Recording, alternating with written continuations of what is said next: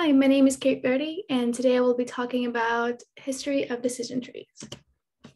First, we'll start with the origins. In their computational origin, they were also referred to as classification trees or regression trees, which are basically models of biological and cognitive processes.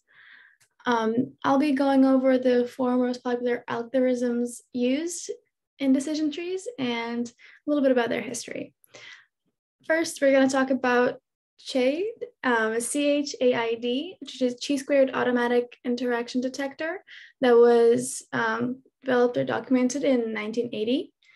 Next is CART, classification and regression trees, which was published in 1984. The next one is ID3, which was the algorithm that we actually use for our exercise, which was developed in 1986. And last but not least, C4.5, which was based on the ID3 and officially published in 1993. Starting with CHAID, it is a decision tree technique that's based on adjusted significance testing. And this technique was developed in South Africa and was published in 1980 by Gordon Cass, who had completed his PhD thesis on this topic. CHAID's advantages are that its output is highly visual and very easy to interpret. It uses multiple splits by default, so it needs a pretty big sample size to work with to work effectively, and smaller sample sizes can quickly become too small for reliable analysis. Next, we're going to go over CART, which is classification and regression tree. This is one of the oldest classification tree models, and it finds out the statistical significance between the differences between the subnodes and the parent node.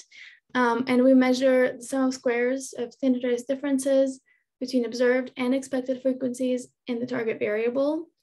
It works with a categorical target variable success or failure. So it can perform two or more splits, and higher value of chi-square, higher statistical significance of differences between subnode and parent node. So as we can see in this example, our parent node is it raining? Yes or no? And then if we move on to here, is it hot? We have a yes, which is a bad response, no, which is a good response. So here we can really see the significance of this kind of decision tree. Next is this decision tree is ID3, and this model for performing decision tree analysis was created by Deiris Quinlan at the University of Sydney, and he presented it in his book, Machine Learning in 1984. His first algorithm for decision tree creation was called Iterative Dictomizer 3.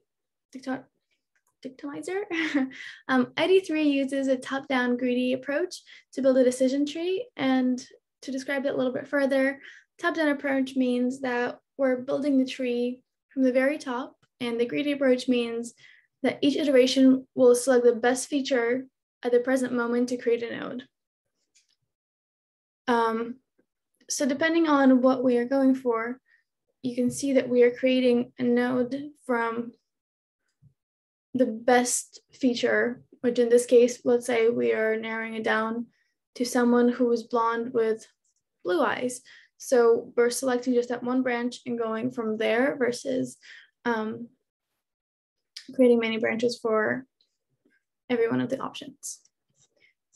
And generally, ID3 is used for classification problems with nominal features. And lastly, we're going to be talking about C4.5. It is an extension of Quinlan's earlier ID3 algorithm we just discussed. The decision trees that are generated by C4.5 can be used for classification, and for this reason, it's often referred to as statistical classifier. In 2011, authors of Wake machine learning software described the C4 algorithm as a landmark decision tree program that is probably the machine learning workhorse most widely used in practice to date.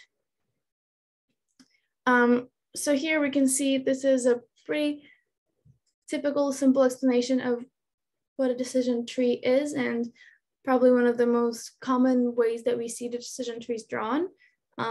Obviously, this is a simplified version where we see our parent node goes from sunny, and then we have a subnode for humidity, for wind, which then we can narrow down the classifiers if it's over 8 degrees, less than 8 degrees, and then we determine if it's humid or not. And same thing here, if the wind is strong or weak, we can use this decision tree as a grade classifier. And that is all for me. Thank you.